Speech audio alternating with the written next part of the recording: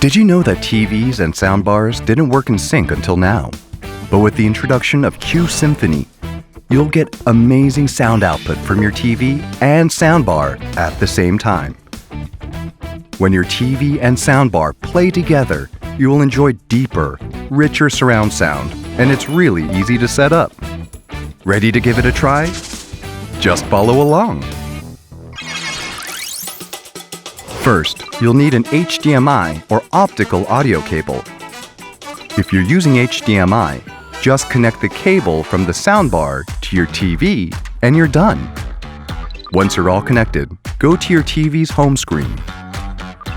Select sound output from the quick settings. Then you'll see the soundbar and TV you connected like this. Of course, there are other ways to do it too. This time, skip over the quick settings and go to the settings menu. First, select settings, then sound. After that, it's the same as before. Do you see the soundbar and TV pair you connected? Just choose the TV plus AV soundbar pair, and that's it. All done. Easy, right? Q-symphony is the best way to enjoy full-scale sound from the content you're watching. So, are you ready for a next-level sound experience?